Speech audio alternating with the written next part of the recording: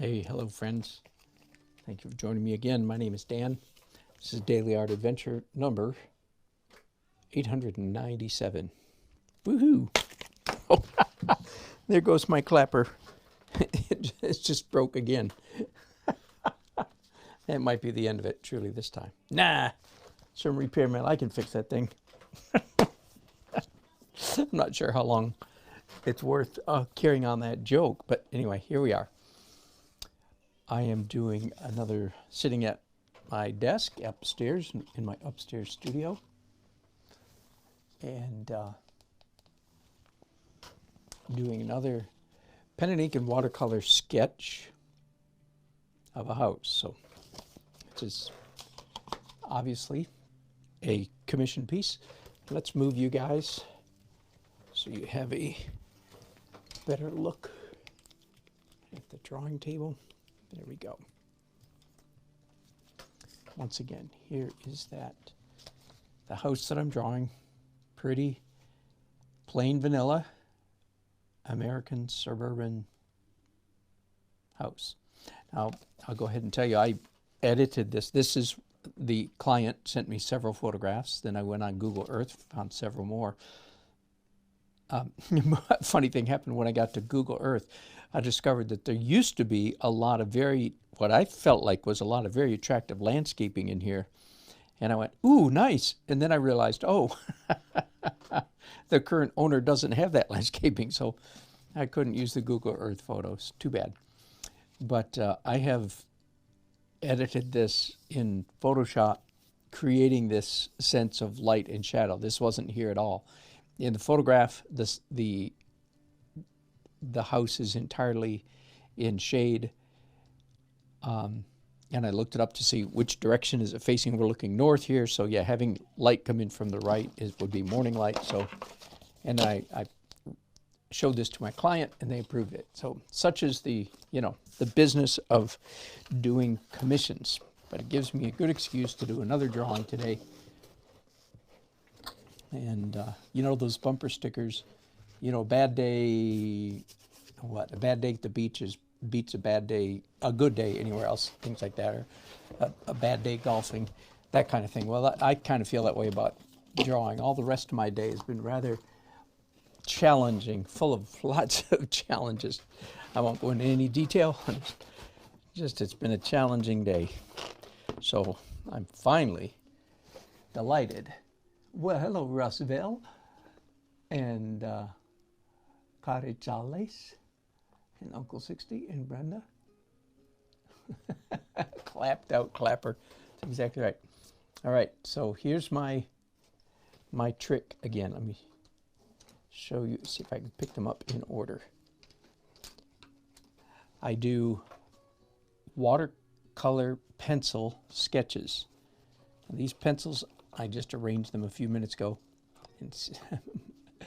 in order from light to dark. So the lightest one down here is yellow, then orange, then this fuchsia, lavender, green, and so on, all the way to the darkest one, which they call some kind of blue. Anyway, I'm going to put these back down here. And so I typically start my drawing with the lightest color, which is usually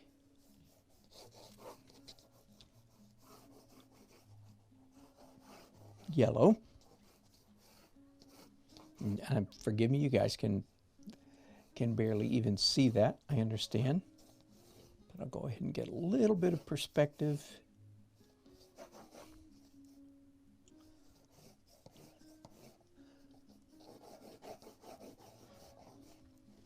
Now I'm going to do something a little bit perhaps out of my oil painting world. I'm going to just slap down a few completely abstract marks. How about that? So I'm just going to ignore those now and continue to draw. And I think for my son, I know you guys can barely see those either.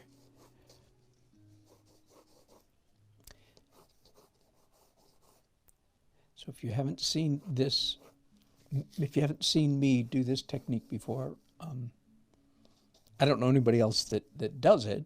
there certainly might be, but I don't know anybody, because that sounds egocentric, but I made it up myself several years ago. I don't even remember making it up, to tell you the truth. All I remember is I don't know anybody else that does it. It being, what is it that I'm talking about? It is doing a rough sketches, plural, doing rough sketches in progressively darker colors of watercolor pencil.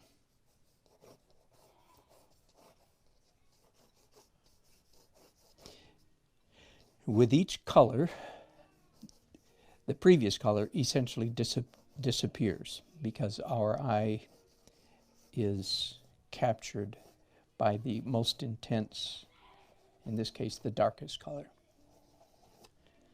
So that's enough of that. Let's go to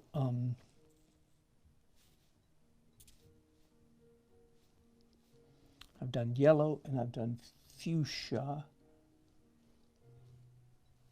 Yeah, I'm going to go to a green, which I think is slightly darker.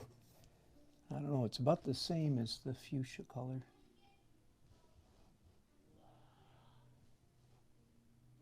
Deciding here. No, let's try red. So part of the fun of this technique is that all these watercolor pencils, of course, are going to come back to life, so to speak, when I hit them with water. And I never know exactly what they're going to do.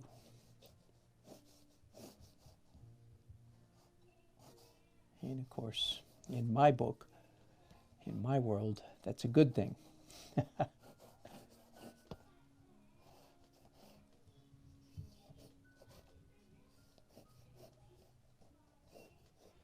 must not be drawing very well today. I seem to be having a hard time getting this house entirely into the space allotted to it here.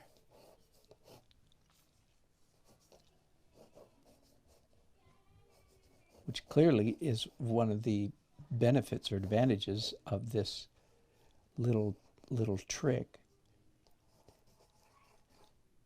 is that I can do the drawing over and over and over again until I get it right. And all the, if you will, the erroneous drawings, the wrong color, the wrong lines, all go into making a beautiful and unpredictable soup when I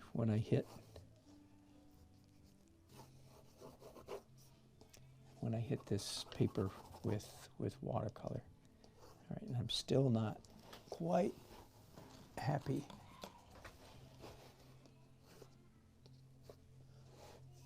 Don't get me wrong, I'm not unhappy. It's not going, I'm not getting grumpy over it. It's just, it's not, I don't have all the lines quite in the right place yet. So I'm going to do one more drawing, at least one more drawing. And for this one, there we go, dark green, that's a good one. As you can see, again, I'm using my side saddle grip on the pencil, which certainly is, yes, that is certainly what you should do. Yes, indeed, you should. It will feel weird to you, of course. Everything feels weird the first time you try it. Keep going. It's worth it. In a few minutes, I will be switching grips to the control grip. It's not quite time for that yet, because I'm still, my lines are large, loose, tentative, exploratory. I'm still in the process of finding, for those of you who tuned in a little bit late, let me show you. Here's, again, is the plain old house. Hello, Brenda. All right, and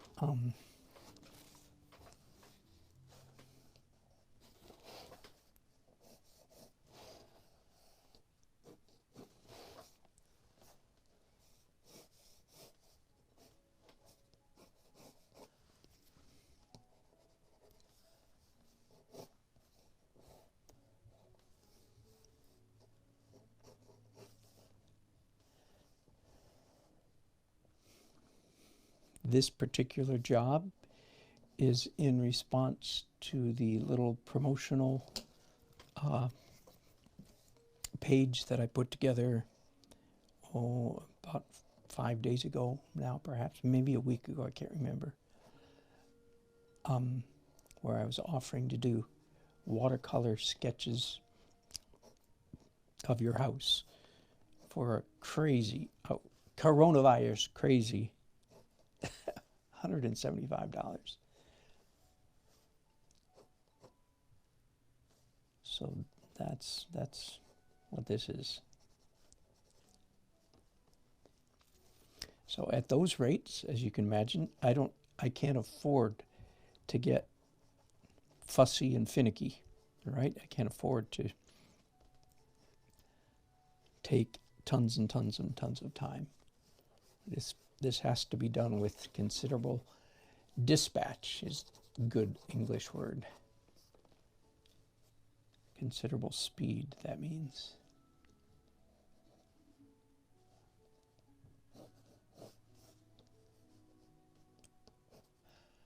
Now, when I'm finished, this illustration will be pen and ink and watercolor. So I certainly haven't introduced any pen and ink yet, but I will. And there is some flexibility as to when I introduce the pen and ink. Now let me talk just for a second about the difference between fine art and illustration. That's a long and illustrious debate over the centuries, perhaps, about the difference. What is an illustration and what is a fine arts painting? And I'm not going to go into the full debate, but I will give you one element of that and how it impacts the way I'm doing this drawing right now. So I'm treating this illustration, if you will, I'm calling it an illustration, but I'm treating it as if it's a piece of fine art. Whereas, and in my career, I've done many architectural renderings. You can find those on my website if you want to see them. Very, very tight and accurate. Accurate is the key word. So that's one of the key words for illustration is accuracy. Here's one of the distinctions, if you will, between fine art and illustration. In illustration, the preponderance of value is on the picture portrayed, the thing, the object that's being rendered. That's the most important thing. In the world of fine arts, it's the drawing, the nature, the line, shape, color, design, value, texture is paramount over what it's a picture of. Now, I'm going to these are just abstract marks. Let me do some more in yellow. Isn't that fun?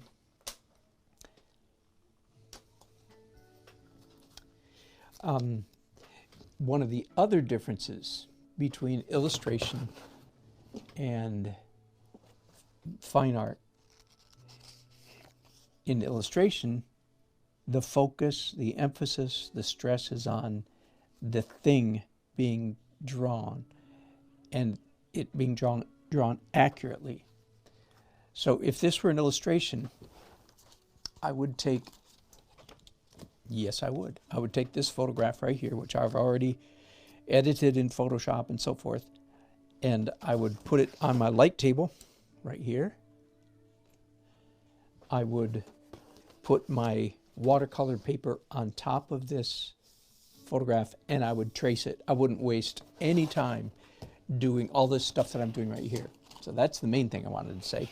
In the world of illustration, accuracy is paramount, so I wouldn't mess around with all this color stuff. But this is fine art. At least I'm treating it like fine art. So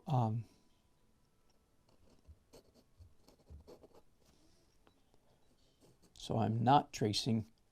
And I know this is a little, what's the word? Esoteric, perhaps. But there's a real grain of truth here. That part of the beauty in a piece of fine art is, in fact, the artist's struggle to capture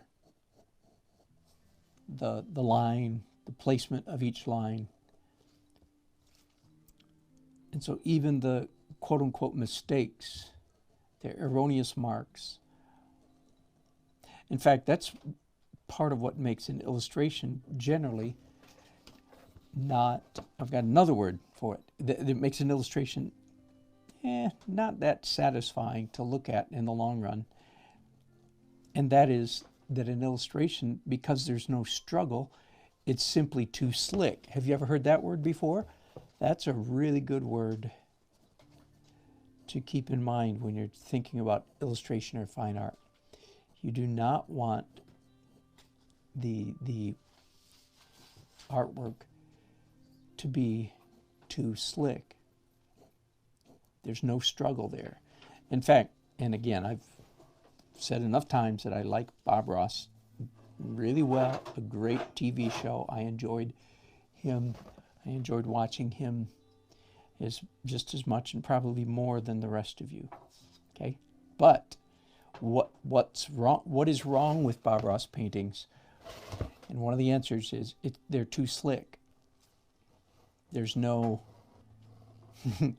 agony of defeat. There's no struggle. There's no struggling to find a line. It's all pre-planned. It's all worked out ahead of time. So there you go.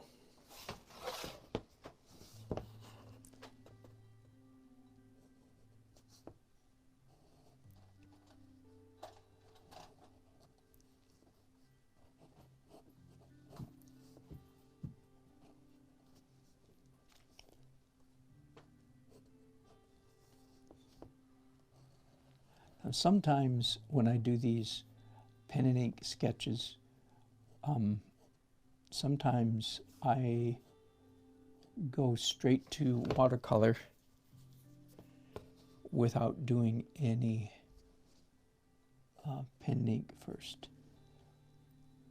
But because it took me so long to find these lines, are you familiar catching that language? It took me so long to get them right. Therefore, I have an unusually large number of wrong lines in this painting. So that tipped the scale for me to do the pen and ink drawing before I do watercolor.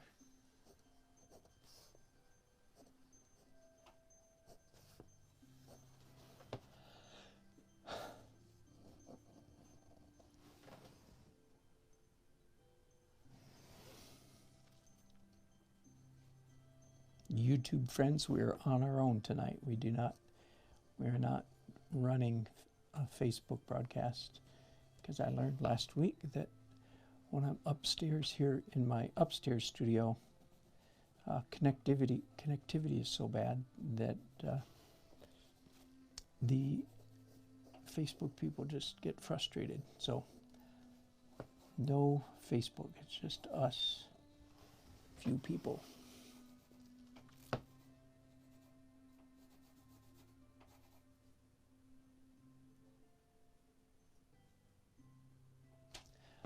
I was debating stopping at that point and going to watercolor. I am by no means committed to draw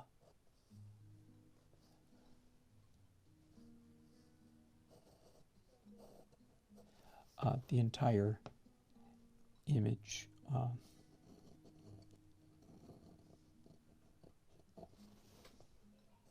In ink before I go to watercolor. So we'll see. At the moment I'm still drawing, as you can see. Yeah, I think, well, I was going to do this gable, and then I thought, no, wait, I need to do this tree, and my pen's getting a little finicky.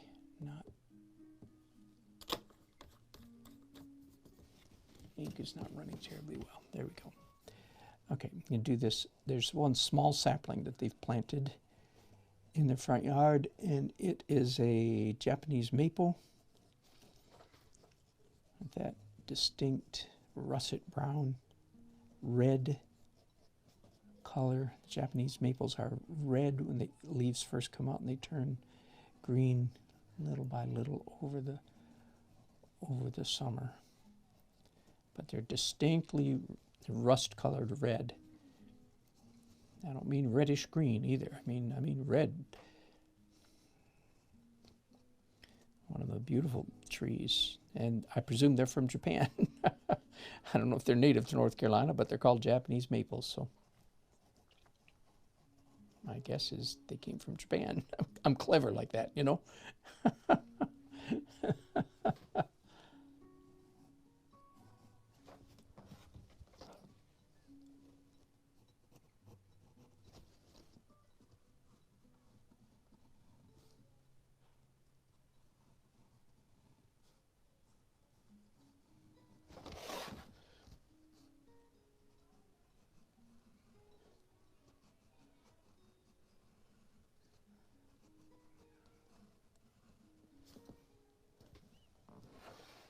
All right, I'm going to stop there and proceed to do some painting.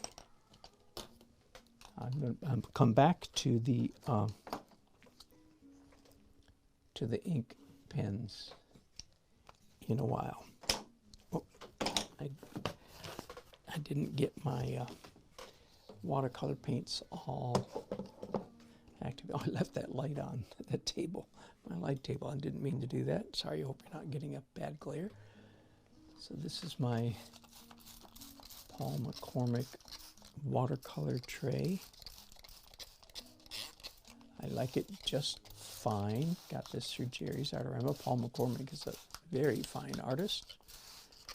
And he distributes this watercolor tray through Jerry's Artorama, which of course is my go-to store because that's what's in my town. It's a New York-based company that moved to Raleigh, North Carolina, moved its base to Raleigh about 25 years ago. And I've done a lot of work for them, so I'm rather prejudiced toward them because they've paid me a lot of money to do a lot of things. So some of you might probably found me because of my work with Jerry's Artorama. All right, and the only brush I'm going to use here at the beginning is a 2-inch Polar Flow brush. I wouldn't mind having a brush larger than this right now, but a 3-inch brush would be nice, but it's not worth getting up and getting. So the very first thing I'm going to do is just spray it with water. And the fun begins. Whoa, look at that. Oh my goodness. Isn't that crazy? All right, and I'm going to pick up some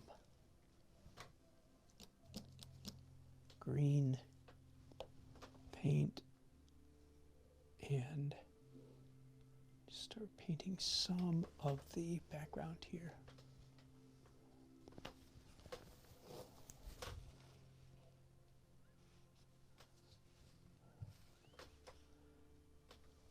Oh, and sure, there's green grass here in the foreground. We'll do some of that too. So this is what I was talking about earlier. As soon as I apply water and then watercolor paints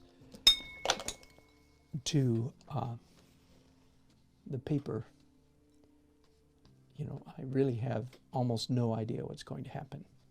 And that's, of course, in my book, the fun of it. Now, real quick explanation. You watercolor people are crying foul. You're saying, wait, you can't do that.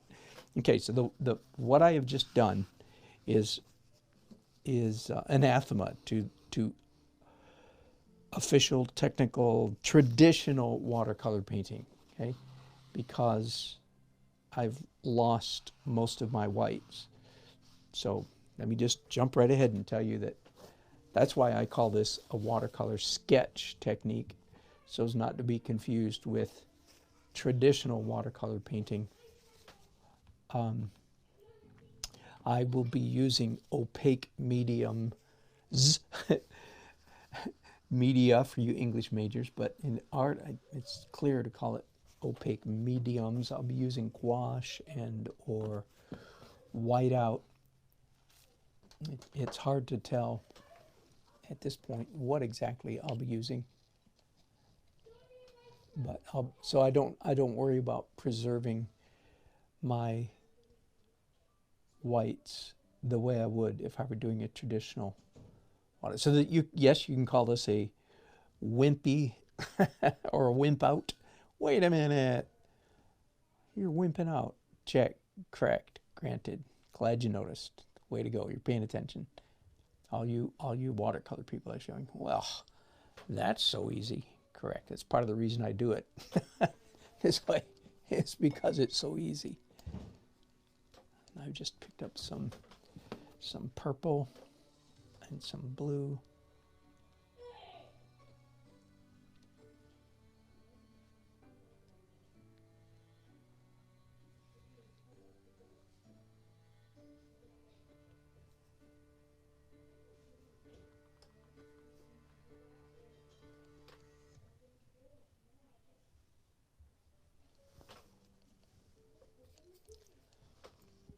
And some blue on my brushes. What a mess, huh? What a glorious mess. Now, you can also see that I paint, when I do watercolors, I paint with typically a brush in one hand and a Kleenex, a tissue, if I want to be politically correct. A tissue in one hand and a brush in the other. At some point here, I'm going to decide, all right, that's enough for first layer. I'm getting a little bit close to that point, but not quite there yet. Everything is, as you can tell, deliciously sloppy and wet and runny. So you get things that like the green of the tree, you know, running into the side of the house here, stuff like that. I'm going to pull more. I'm going to darken this up here. Some purple up there in the green.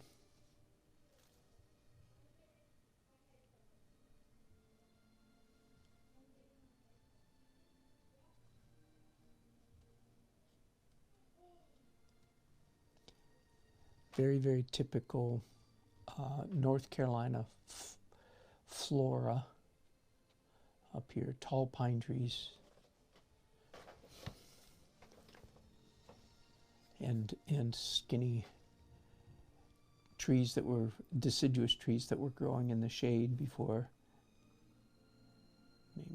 the subdivision was developed. This is a very typical North Carolina suburban house. There are tens of thousands of these houses all over North Carolina. Our house, the one that we live in, is not terribly different from this. Very, very, very typical. All right, let's do a little review though. Some of you last week, I was doing, what painting was I doing? Oh, it was the cityscape, the big city streetscape that I just finished last week. And some of you took the pledge, do you remember? I do solemnly swear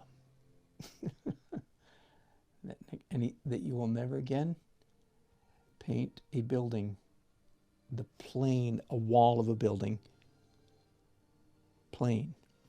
You will always put a shadow, usually a shadow at an angle. So can you see I've got one major shadow here, another one here. Now I'm calling it shadows. Really the real dynamic element is not the shadow, but the sun. Be that as it may, in the colloquial, in the normal people in normal usage would call it shadow across these walls. And then there's another angle right here, shadow of this cornice or that corner of that eave coming across.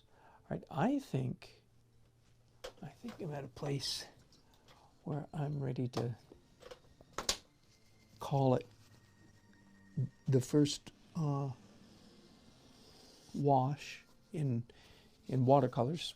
They're washes, right? In oil painting, it would be a glaze, but in watercolors, it's a wash. All right, so sorry for the loud noise, but I'm going to use a hair dryer for a minute here. So again, sorry for the noise. We'll be back in just a minute.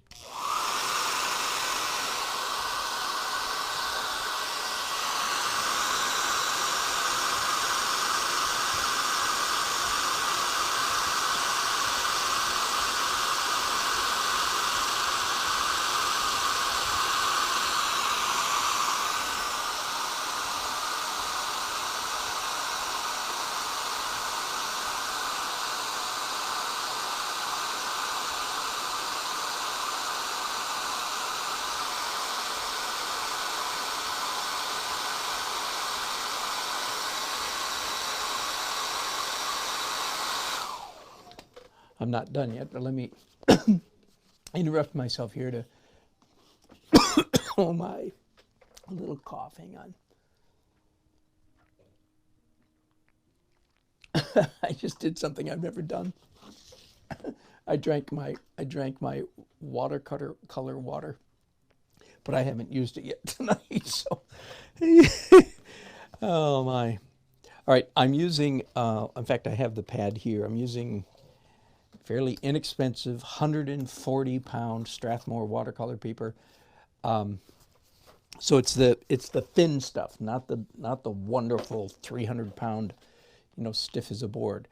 I'm going to dry the back in a minute, but to turn it over, I thought, well, this tape is here, and it's odd, very odd tape because it's the leftovers of when I trimmed this side. But just putting tape on the back of your thin watercolor paper helps diminish the bowing effect a little bit. Now, I'm going to dry the back of this paper as well, which is a trick that some of you might not be aware of.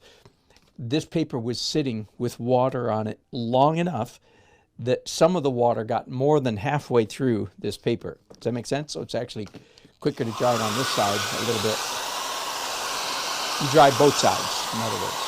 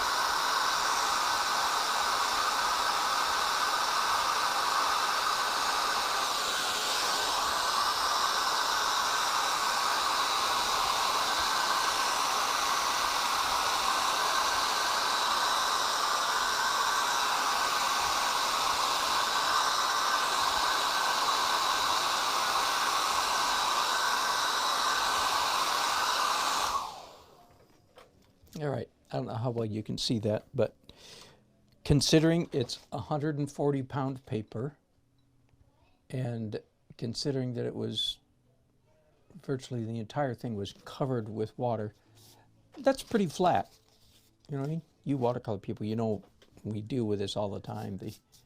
The undulations, the waving. That's why we like 300-pound paper so much better than this stuff. Good. Feels dry. You have to feel it, because if it feels slightly cool, that's, or to the degree that it feels cool, to that degree it's not quite fully dry yet. Hello, GIF. Yes. You know what? I know James Gurney. I'm trying to remember if I've looked at his book, Color and Light. I love his books, and I follow his YouTube's videos quite a bit too. Watch those fairly often. He does these tiny little gouache, very realistic gouache plein air paintings. It's outrageous. 4 by 6 inches, 5 by 6, 4 by 6 inches. Really crazy. I love it. He's very good draftsman and good artist in every respect. Now, you know what? Oh my goodness, you guys. I just realized I committed the classic Dan Nelson screw up. I forgot to do this when I was drawing. Oh boy. And this is a screw up I only do when I'm sitting down. And you'd think after all these years I would have learned and to not do it. So I have a natural built-in tendency toward an oblique, or opposite of an italic slant in my drawings. So I'm going to correct them, and if I can't make these corrections in a satisfactory manner, doggone it, I am going to have to start this drawing all over again. That would be horribly embarrassing. Wow. So my solution normally is to do what you see me do. Well, I can do two things. One is I can take a picture of it or look at it in the mirror, or take a picture of it, flop it in my phone, or just do what I'm doing right here, which is for some reason I can see a horizontal. Now my guess is that I can rescue all of those erroneous marks. That's quite a mess though, isn't it? So I'm going to proceed for now. That is really bad. I'm a little embarrassed, or maybe more than a little, more that I didn't remember to do that when I was doing the rough drawing. So, because that is one of the things I've pretty carefully trained myself to check on my verticals. And I've often wondered if there's something wrong with my, is it my eyes? Do I have astigmatism, something wrong in my brain that makes it difficult for me to perceive? It sounds so logical. Now, again, when I'm standing up at an easel, I don't have this problem. But when I'm sitting down, my verticals tend to go to the left. Well, we'll see. My guess is that I can fix it. I might be using a tiny bit more opaque than I had planned. And again, if I find that it's truly distracting, I will start over again.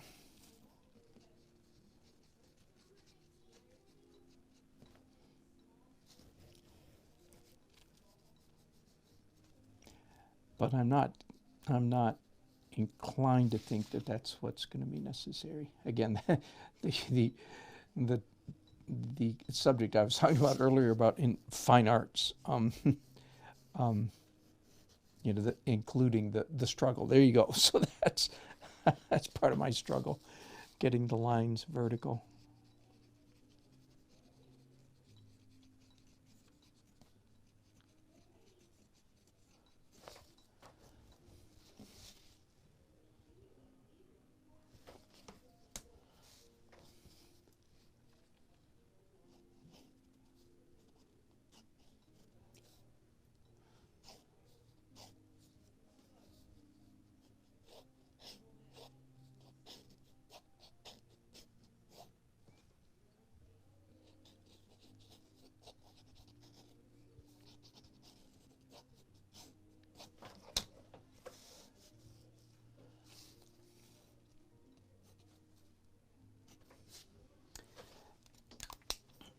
I'm going to put that pen down and pick up one of these so it doesn't, all the writing is rubbed off it. Let's see if there's another one here. Yes, it's, again, I don't know if you can see that, Accurate, A-C-U-R-I-T, Accurate is the brand, professional waterproof technical pen. And I say this every time.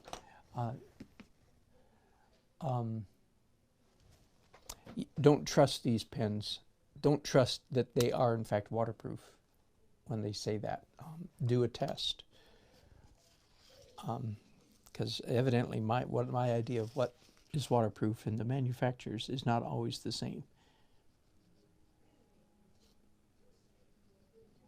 So I'm going to be using this pen or these pens for my cross-hatching and my finer details, like the lines, as you can see, in the garage door, and the clapboard, I think it's called, on the house. Now, I am not going to draw all the boards on the house. That would be redundant. So I'm going to do one of the oldest tricks in the book, where I draw some of the horizontal lines indicating the overlapping boards, called clapboard, spelled clapboard. And the trick is finding a balance, drawing just enough, but not too much. I'm going to be aided in that pursuit or that decision by the shadows that are cast on the wall by the sun, which is off to our right. So the lines, the boards, the line between the boards, in my opinion, are a little more pronounced in the shade than they are in the sunny part of the house.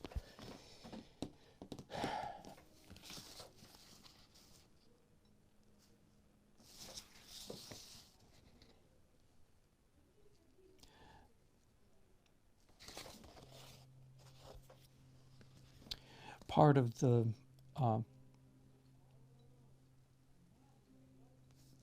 my practice, the charm perhaps of my technique, is that I go back and forth and back and forth and back and forth between ink and paint and opaque media. I'll go back and forth and back and forth throughout the entire process. In fact, just in case you don't get a chance to watch me when I'm doing it, let me give you a few tricks. I have some tricks up my sleeve. When I use an opaque gouache, so that's opaque watercolor, right? That's what we were talking about earlier. That's the medium that James Gurney uses a lot.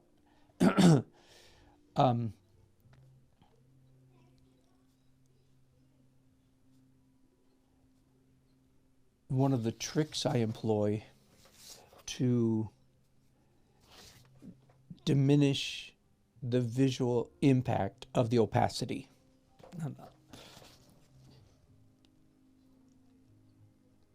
is I'll put the opaque paint down, and then I'll do a little bit of quote-unquote real watercolor on top of that opaque paint.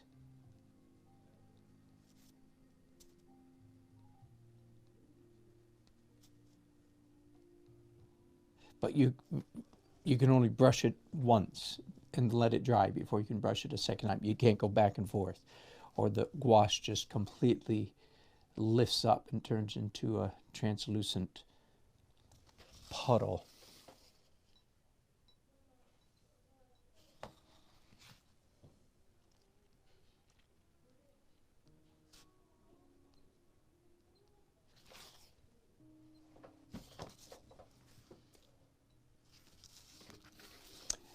And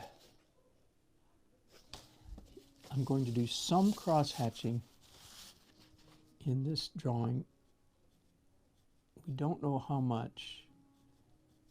In fact, it may not be cross-hatching. It may end up just being hatching. I'm not even sure that's a name or that's a word, but that's shading that you don't do it going both directions. It's likely that there will be at least a little bit of that. But I usually reserve the cross-hatching, or the hatching as the case may be, for the very darkest areas, usually, of the illustration. All right, here is, right here, these are wonderful pens. Here's the downside of these wonderful pens, is that they run out so quickly. I said last week when I was using them, so anytime you go to the store and buy one, you just go ahead and buy two.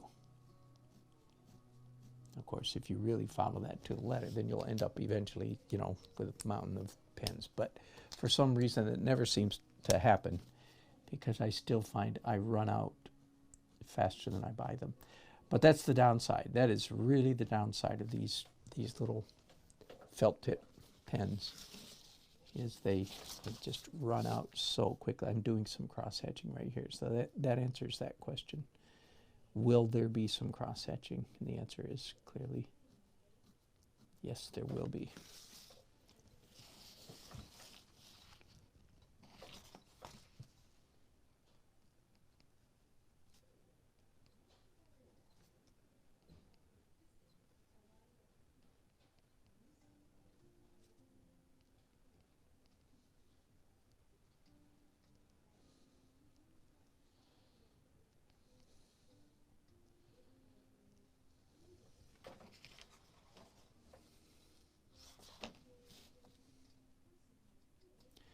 And I'm just about, so I'm going to throw that pen out so I don't accidentally keep picking it up. I'm just about done with this go around, this time of using the pens. I'm just about ready to go back to ink again. It's quite arbitrary. I just really force myself to go back and forth, to not stay in either medium too long.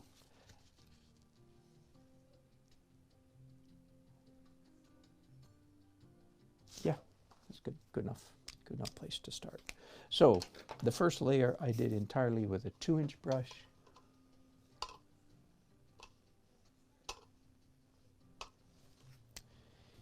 I'm going to graduate to a 1.5-inch brush. Tiny little thing. Detail. One of my detail brushes.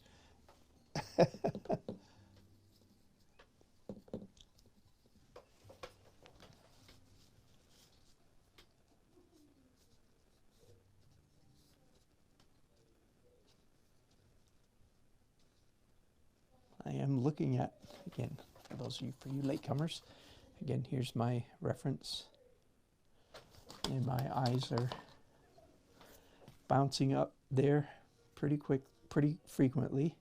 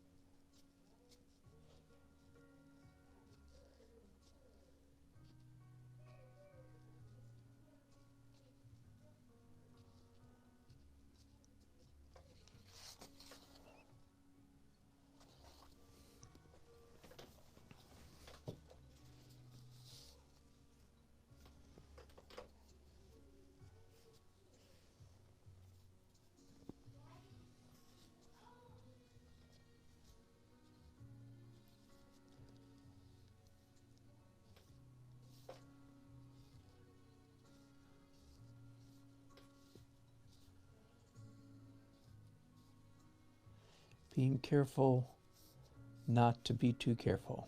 It's one of my favorite expressions in the realm of watercoloring. I mean, in oil painting, and also in watercolor at times. There's a time to be careful,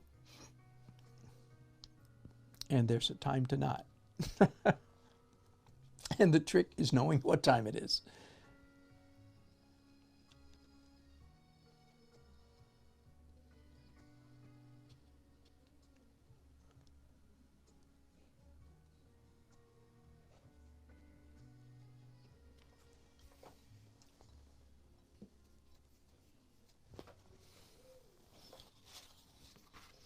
And it's pretty traditional watercolor technique, that of having the paper at a careful angle, being very aware of which way the water's running, and controlling that by the tilt and the angle of the paper and so on. All pretty standard, very standard stuff in the watercolor world.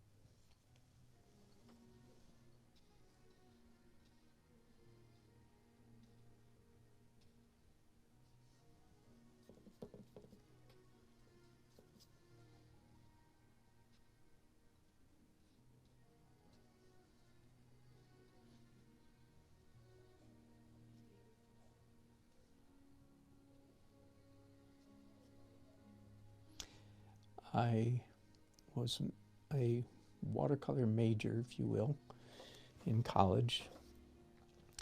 And as an illustrator, as a full-time illustrator for 20 or 30 years, watercolor was my main color medium. I did a lot of other things: airbrush, pen and ink, gouache, pastel, color pencil, you name it. I did everything but oil painting for many years. And I've often wondered if all those years of watercolor painting, if that's a big part of what has influenced and steered my oil painting technique. Because if you know about my oil painting, if I had one word, if I were forced to name the one word that describes my oil painting approach or technique, the word would be transparent. And in that regard, I paint very much like the old masters. Basically everybody who painted before 1890 or so.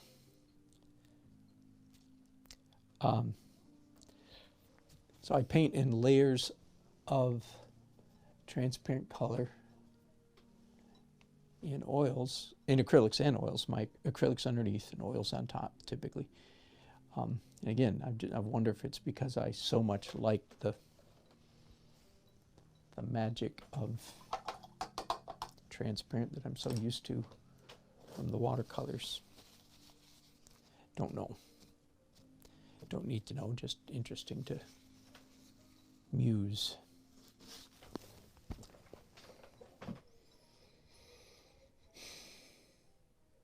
Looking and thinking. Yeah, I don't think I need to think anymore. I need to make some bad noise. Sorry, gang. So forgive me a few minutes of noise, and I'll be back in a minute.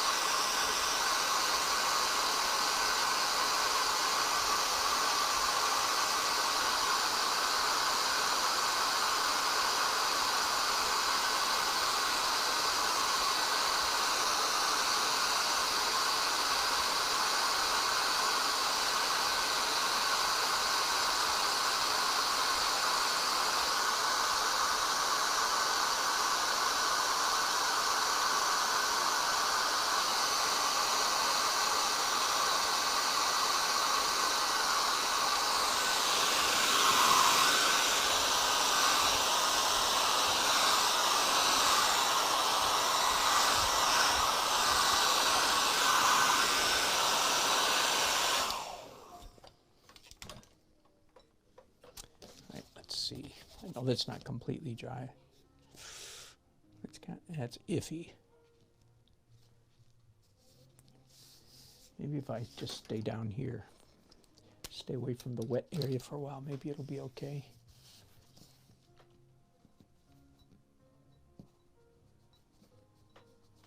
I want to indicate a little bit of grass texture down here. I have a trick that I often use, which I'm using right now, to do these horizontal striations of grass. Instead of going like this, which kind of produces kind of a cartoony, in my opinion, and I do a little bit of that. See, there, see, just to show you that I do. Instead, I'm holding the pencil stiff in my fingers, and I'm moving my entire arm from the shoulder, which I feel like gives me a little bit more of a truly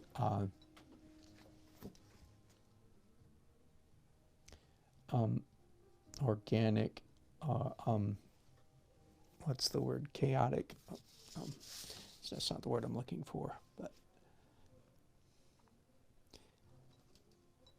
a natural, organic, irregular line, which is harder to get when you do it with your hand, because your whole arm just moves differently. I'm using a classic trick to give the impression of space in this lawn, like we're standing right by the sidewalk looking across, so we don't want it to look like it's a wall of green. So these horizontal striations, especially the big shadow of a tree that's out of our view off to the right, and I don't know which tree it is, by the way. I did do some homework though. My client Jim gave me his address, which is what I requested from him, and I looked up, found his house on Google Earth, did Street View and satellite view and everything. So because I wanted to be somewhat familiar with the entire environment around this house, not just the house itself. And that is partly what gives me the confidence to do shadows of trees across this house, because indeed I think there are enough trees on this street, enough trees in this neighborhood to warrant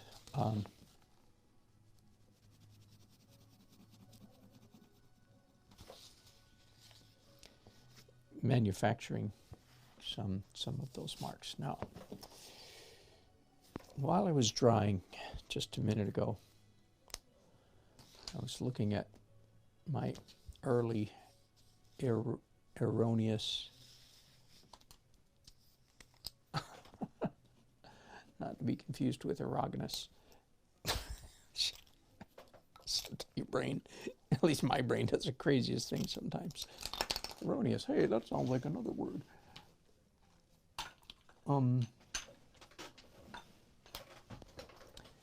As I was drawing it and looking at my erroneous marks, I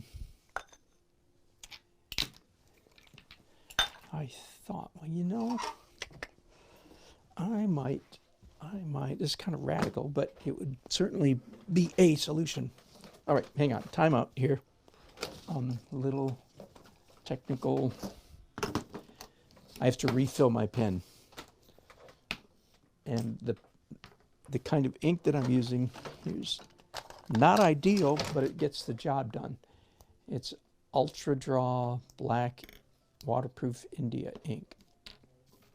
Comes in a bottle like this. And it is very waterproof. That's the good news. The bad news is, I think shellac is the guilty ingredient. I'm not sure about that, but whatever. This ink has some stuff in it that if it dries inside your pen, which it does all the time, it can cause, whoops, we just lost the light. That is not a good situation. It can, of course, clog up the pen. As you can see, I'm using it anyway. The number one, then I'll give you the number one thing to clean this, and then you have to know how to get it.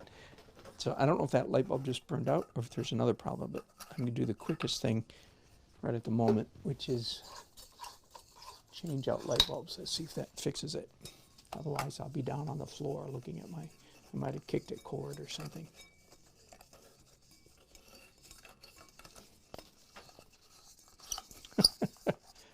All part of, oh my goodness.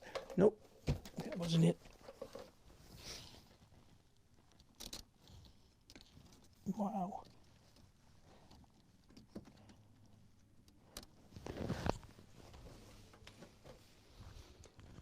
Well, that is strange.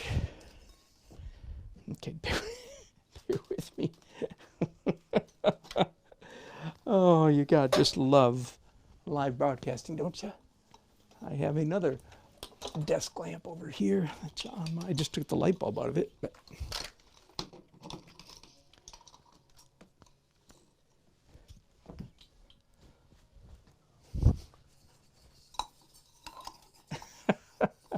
I should have put you back on the big tripod so you could watch me do all this, perhaps, right?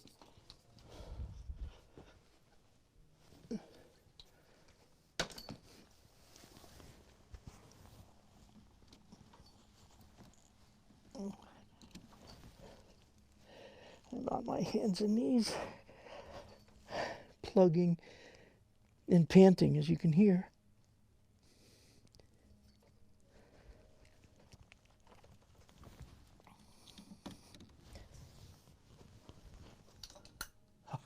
Whew.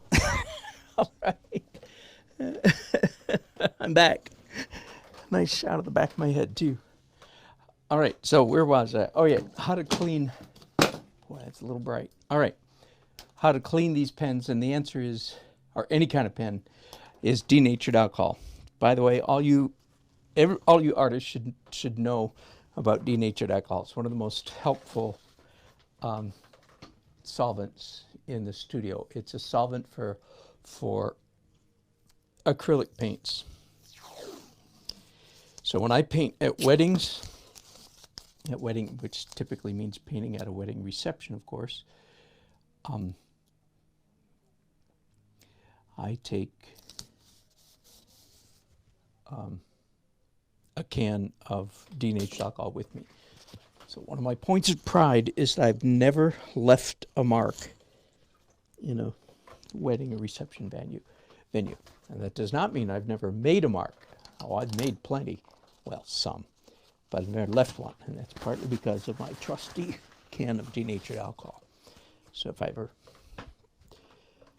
splatter any acrylic paint, I am, like you saw a minute ago. All right, here's, I'm going to go with, at least here, I'm going to go with this old trick. Well, I don't know if it's old, it's a new trick.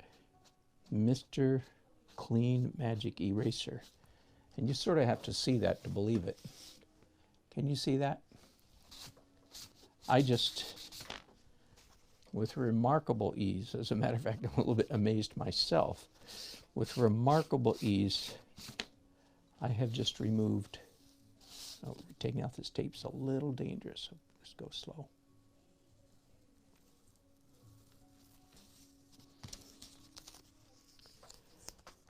So there you go. I just removed those erroneous marks. And my guess is it won't really be that difficult to blend in a little patch right here.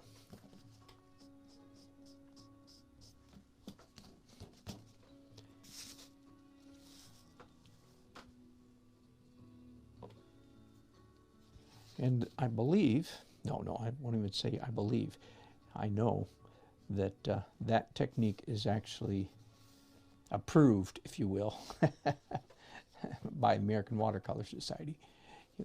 I'm being a little facetious. What I really am saying is you can get away with that in again in quote unquote legitimate watercolor technique. So that's Mr. Clean Magic Eraser. This one's pretty well used already, as you can see. Now, of course, it messes up the texture of the paper, but in my mind, that's a small price to pay for getting rid of those lines. Now, the only ones I've gotten rid of right now are there. Let's do some more of that trick over here. So, and I'm probably not going to use this particular trick for all of my erroneous marks. Probably not. Just some of them. So same thing right here. I'm removing some ink lines. And please understand, that is what I'm removing is the ink I just showed you, which is, you know, pretty much the most permanent of all permanent inks. Permanent waterproof black India ink. That's what I'm lifting up. That's what was in that pen. And if you're not impressed, you're not paying attention.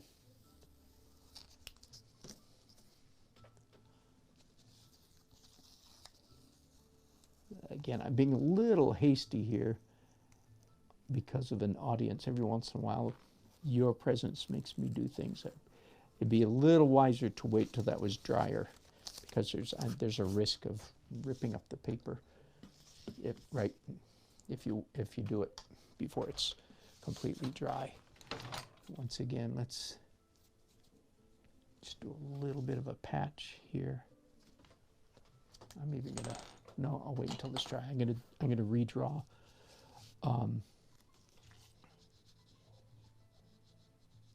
some of those red watercolor pencil lines. Oh, one thing I didn't mention earlier that I'm glad I remembered to now is if at any point some of your watercolor lines, you find them unattractive, unhelpful, and so forth, they're fairly easily removed. Let me see if I can find one. Yeah, sure, hang on. So I have here, with all of my watercolor kits, I have a bristle brush. Nice, fairly short filbert. The other end's cut off with pencil sharpener, so I've got a nice sharp point there. And so this is good for scrubbing and lifting. Everybody, all you watercolorists know about lifting and scrubbing, but scrub with a bristle brush, not with a filbert, because it's just too flimsy. But a bristle brush is just about perfect, and you can be very precise there. So I just removed almost absolutely a red pencil line there. I didn't really need to, but I wanted to demonstrate to you guys. Now, having said that, however, now that I've got this bristle brush in my hand, some of you, in fact, might be thinking, dang, this house is going to be a little bit dark. Is this a nighttime painting? My answer is no, it's not. It's actually a daytime painting.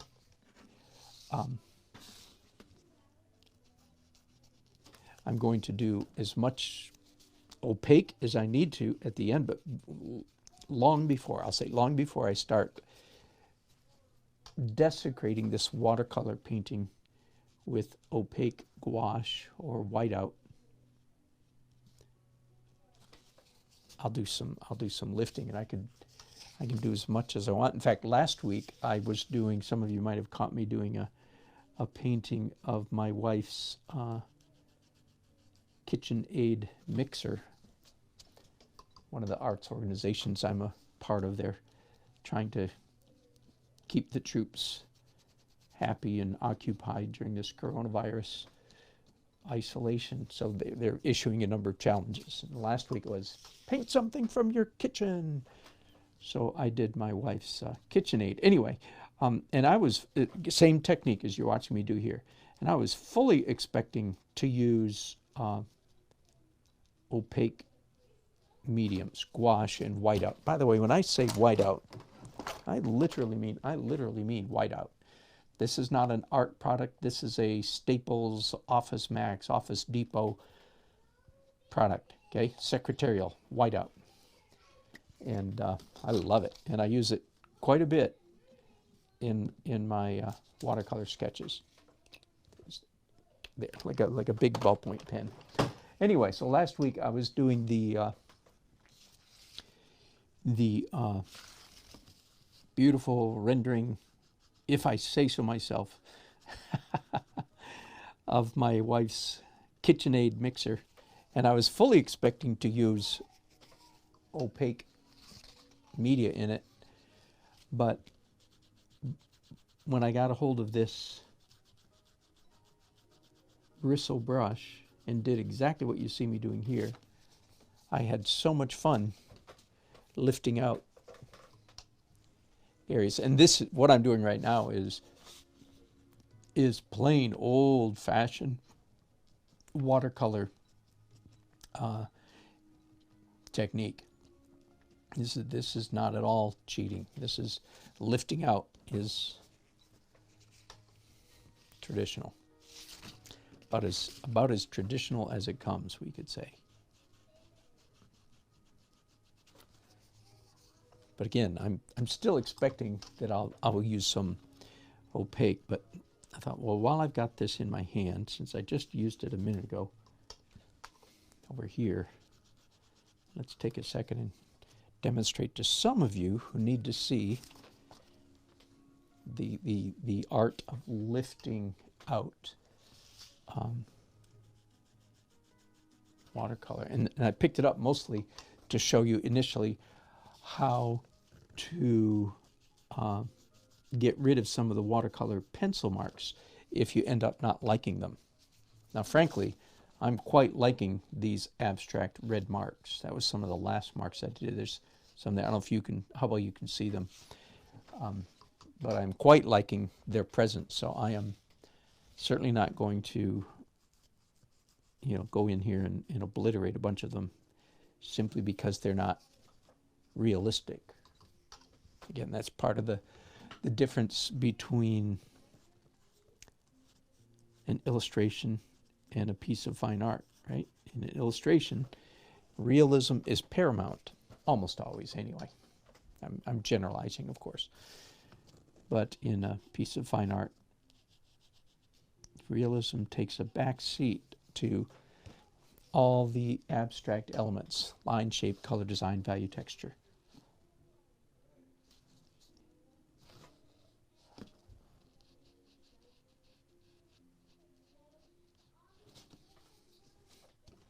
There are some watercolor colors that do not lift their staining colors, so their color goes into the paper and does not lift out very well. I'm not worried about that at the moment, but I have for what it's worth, I have a completely separate watercolor tray like this. It's not this exact brand, but it's a big watercolor tray, big like that. That is my portrait watercolor kit. And besides the fact, maybe obviously, that it has more earth tones, more browns. It still has yellow and red and green and blue and so forth, but it has a little bit more browns and earth tones in it. But the main characteristic of my watercolor portrait kit is that I was careful to avoid all staining colors. So in doing watercolor, I really want to know that I have the freedom. If I put any color down on the paper, that I can get it up quite handily. Now, I do have a question, and somebody out there might know the answer to this. I do not. I don't know how the magic eraser, which as you can see is like an incredible erasing powers, how this works with staining watercolors. My guess is this would almost get them out, but not quite. That's my guess. But I bet there's a lot of people out there that know the answer to that, and I do not.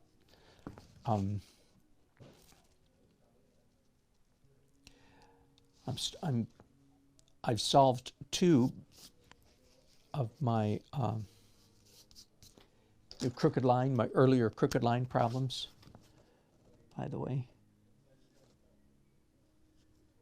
Now that I've erased there. See, so that's pretty much taken care of, and this over here is pretty much taken care of. And after that dries, I'll do some more ink drawing over here, some more ink lines. Nobody will ever know that mistake was made. And of course, some of you are saying, wait a minute, your shadow's messed up. Like right here, right, of course. I'll be patching up this little area for a while. Oh, by the way, if I get the chance, I'll show you later.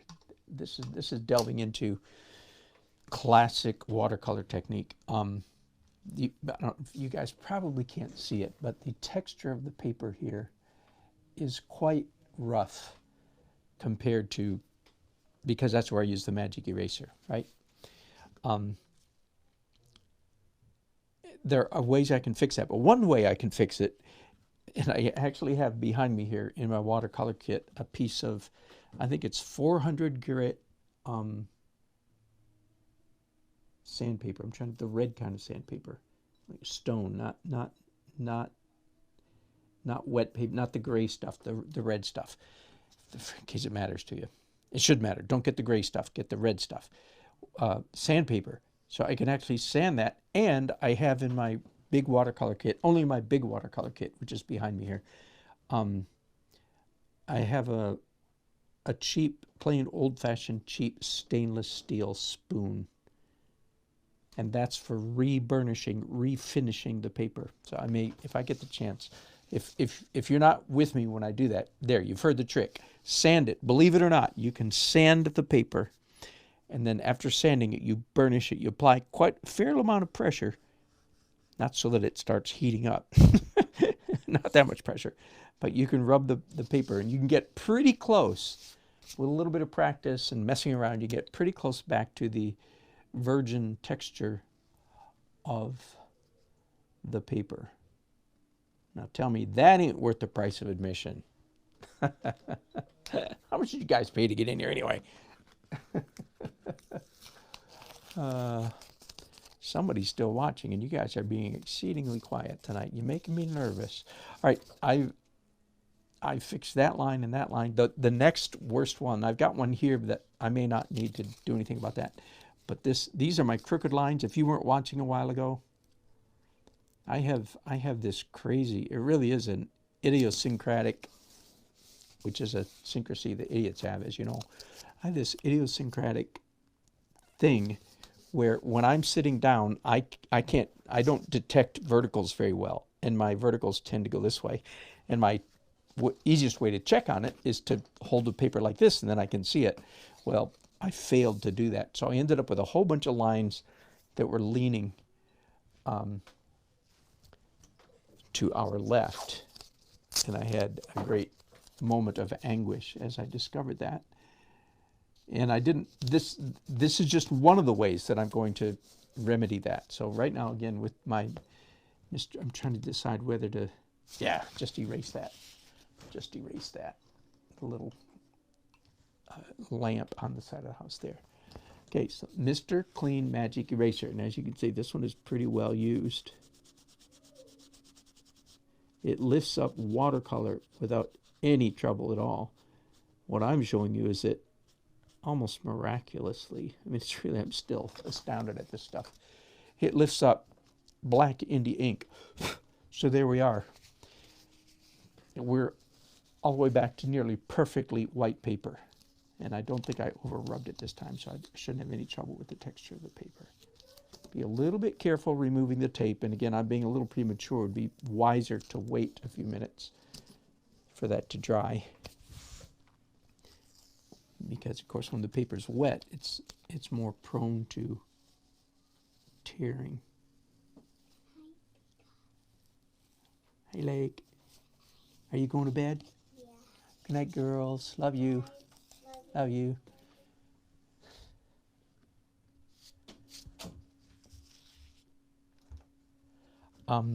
I didn't know, by the way, when I discovered my grievous error, I did not know that this was what I was going to do to fix it. The thought came to me while I was blow drying. I said, wait a minute, I bet you the magic eraser with the masking tape, as you're seeing there, would take care of that. So most of my, I've still got one here and one here, but we'll see. I may not need to do that. I may not need to do. Be that as it may, it's good to know that that certainly works. Now I'll come back, of course, and repaint this and redraw the lines in there. Nobody will ever know that I made such a stupid mistake.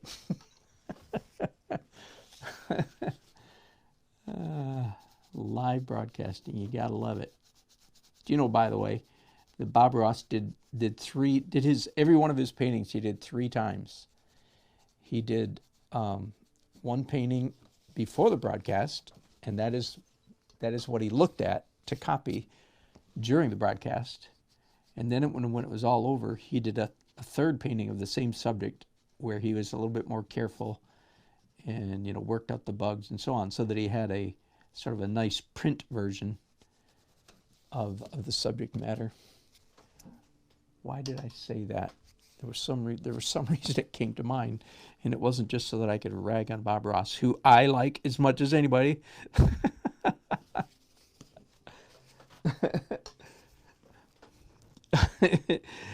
Oh, it's amazing. When I paint, you know, most of my careers, if you go to my website, dannelsonart.com, and look at my paintings, you'll see that, oh, wow, he paints cities more than anything else. Correct.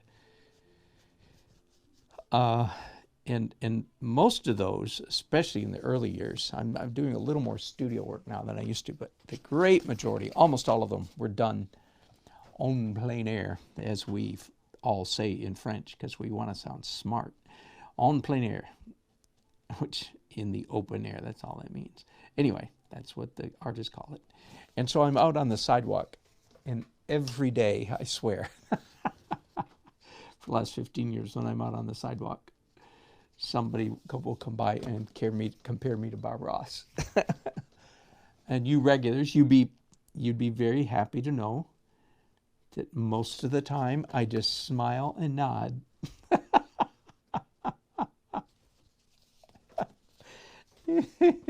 Most of the time.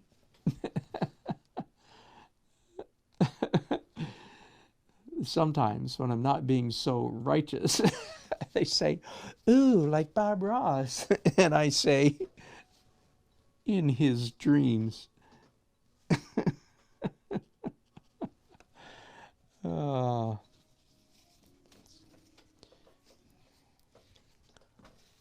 Isn't this fun? This hard and soft edges, all kinds of things starting to happen up here in the sky. I remember when I was first started getting into watercolor, I was 12 or 13 years old. A lot of things in my art career I trace back to that stage of life. We had just moved. I'd spent kindergarten through 6th grade in one school system, you know, never thought we'd ever, you know, I didn't, as a little kid, you don't know that people move. We had just moved, and that's part of the reason I can remember how old I was, because we had just moved to Kingsley, Michigan. Look it up. Look it up. Kingsley, Michigan. And anyway, I remember doing a lot of sitting around and doing artwork in that season. So I was 12 or 13 years old, and one of the early watercolor books that I read, the author said that watercolor painting is called the bag of tricks medium. And he pointed out all the tricks that you can do in watercolor painting. And that has always stayed with me. And by golly, was he right or what? He was indeed.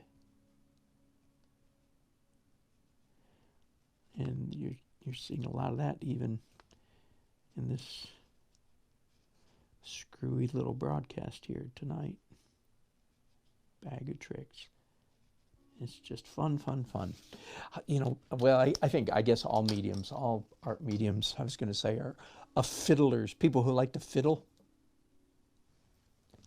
In fact, that one of the dangers is most of us over fiddle, right? We fiddle too much. But that is certainly the case, and that's the way I'm giving rather loose rein tonight to my fiddling proclivities. How about that? How about that for some big words? Or at least one big word.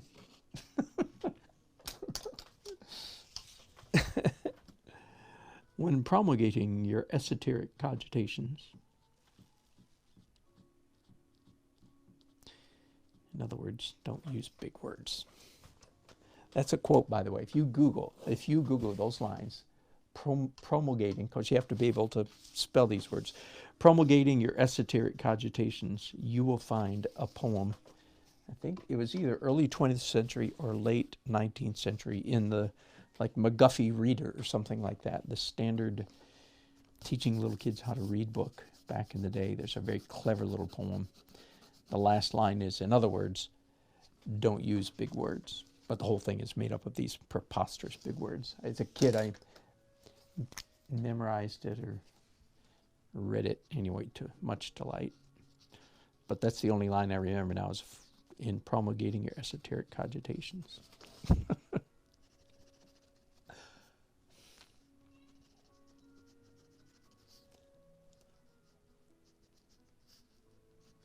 I thought that was pretty clever. That was pretty good for a 7th grader to know the meaning of promulgate esoteric and cogitations. You're lucky you didn't know me in 7th grade. Are you getting a picture? Are you getting a picture here? A real woman slayer. That's probably an exceedingly unpolitically correct term. Yeah, to heck with it. Nerd. Can anybody say nerd? That's right. I had some redeeming qualities.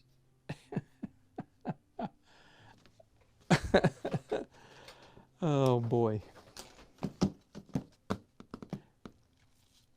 Well, you know what? This is going to go on for a while, as you can tell. Maybe I'll do, tell you what, I'll do just a little bit of one more technique, just so you can see it, and then I'll bid you, as always, a very fond adieu. And I'll be working on this for a while, but I'm pretty happy with it. So I've just picked up a tube of gouache. Now I have a whole tray, again, another tray very similar to this, that's entirely filled with gouache. And I will probably use that later in the process. But right now, I'm just going to do a little preliminary opaque stuff. So I've just put a dab of gouache on a Post-it note here, and using a nice, these brushes here, these Winsor Newton Series 7, are all just full of praise to the maker of brushes, that by some stroke of luck, they ended up in my watercolor kit, where they can last for years and years and years, happily serving me, their master, who treats them with such loving kindness and care, as opposed to their unfortunate brothers and sisters who ended up in my oil painting kit, who will die a slow death, but not nearly slow enough.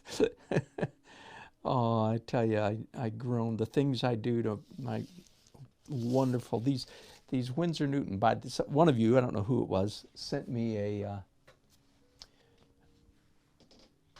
Are we still getting, my chats have been still for so long, I'm beginning to think that it might be frozen up, but I don't think so. Anyway, one of you sent me a video. I think if you just go to YouTube or whatever and do a search for how Winsor Newton Series 7 brushes are made. One of you guys or girls, as a matter of fact, I think it was a girl, one of my women followers, sent me this video. And it made me feel so much guiltier for what I do to my dear Winsor Newton Series 7 brushes. So it's Winsor Newton Series 7, commissioned by Queen Victoria. No kidding. And they are the best brushes in the world. I don't mind telling you. No ifs, ands, or buts. No competition. Nobody even comes close, as far as I can tell. And I've had several manufacturers say, oh, come on, give this one a chance. Give this a chance. Usually it takes me about 3 minutes of using the other one to go, sorry, nope. Anyway, the brushes are literally a work of art in of themselves. I'm going to put some mullions up here, even though I'm not positive that there are mullions, according to the photograph I'm looking at, but I feel like they need to be here. So I hope my client, Jim, does not object. If so, I suppose I can scrape them off. Anyway, I just wanted to show you a little bit of the effect of using. Now, if I may, there's sort of a once you use any opaque medium like white gouache, you've crossed the real line.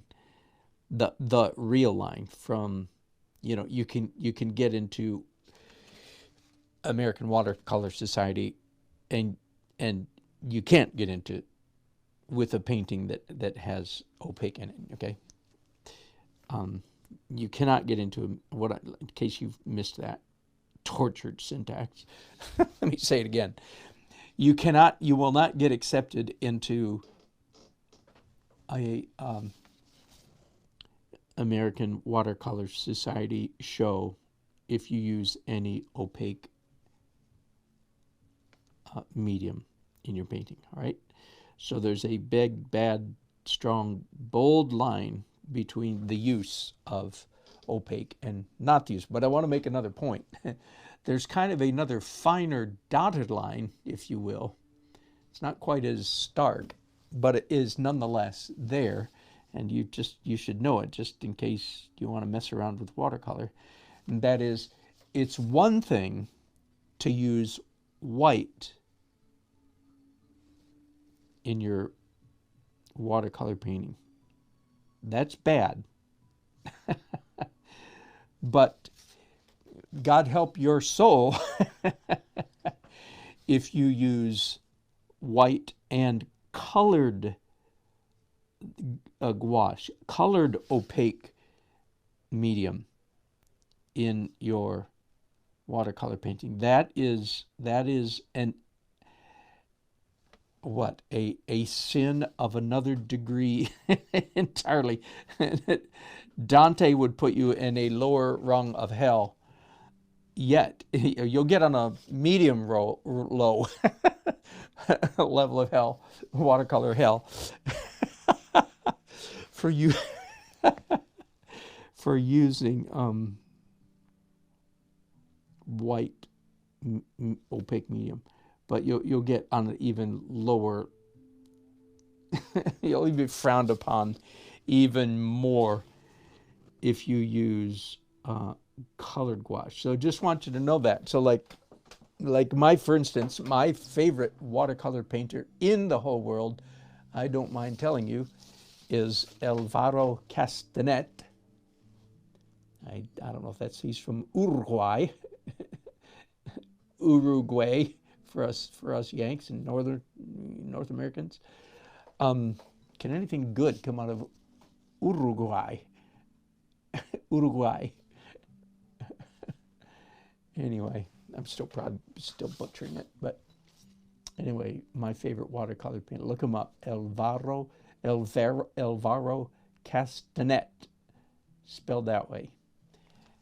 And he's my favorite, and he's a lot of other people's favorite as well. And doggone it, if that guy doesn't use white gouache in his watercolor paintings. Now, very discreetly, very, very discreetly, you wouldn't notice, if you weren't a watercolor painter yourself, you wouldn't know that he was using, you wouldn't detect probably that he was using white. But indeed he is. But I don't think he ever uses colored. So he will be at one of the higher levels of watercolor hell, thank you, Dante, than say I will be. I don't expect to be in any level of watercolor hell because I'm not a watercolorist. Woo! Anyway, so using white is one thing. Using colors is beyond the pale. The pale of what? Anyway. There. I'm going to stop there, though. Is that fun? So a little bit of sparkle.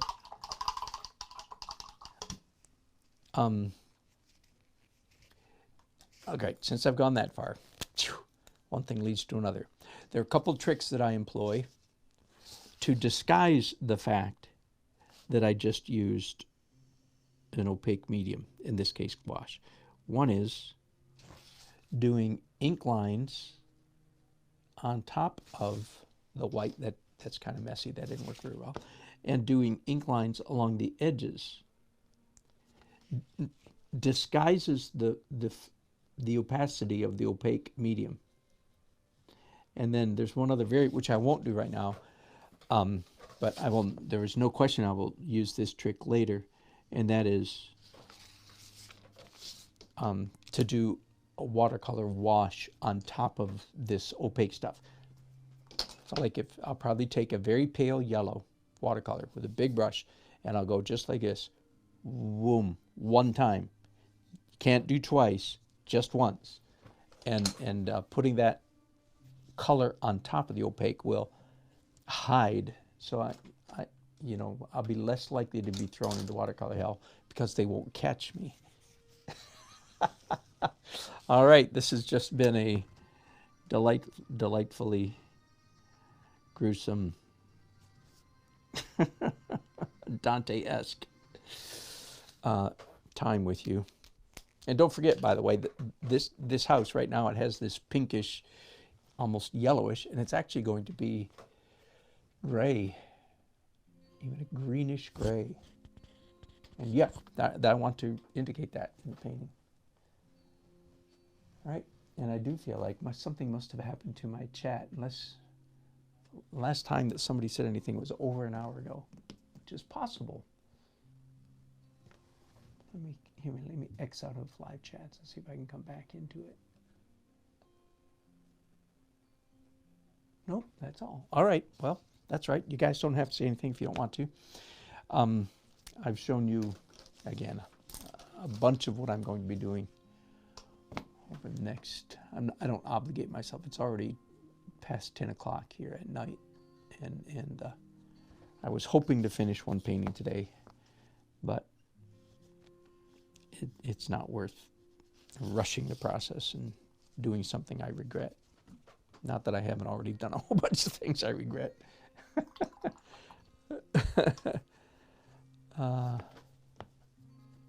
But not enough to mention.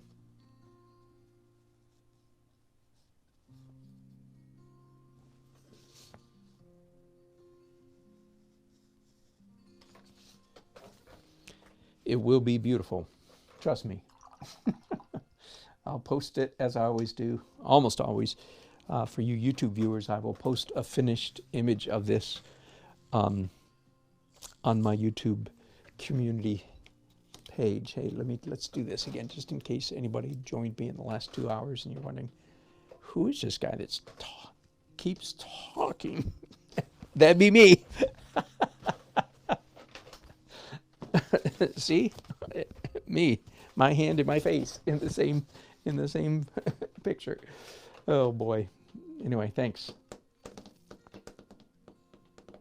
needs to be a little bit messier. Frankly, it's getting a little bit tight as I look at it. I'll look at it with fresh eyes tomorrow. And we'll go from there. A little bit more abstraction in it. A little bit, not much. All right, thanks you guys. I've had fun. I sure hope you have. And it says 20 people are watching, and all 20 of them are not saying anything. If we don't say anything, he doesn't know who we are. You're exactly right. So I'll say bye, and the quintessential proverbial love you. And I really do. Thanks.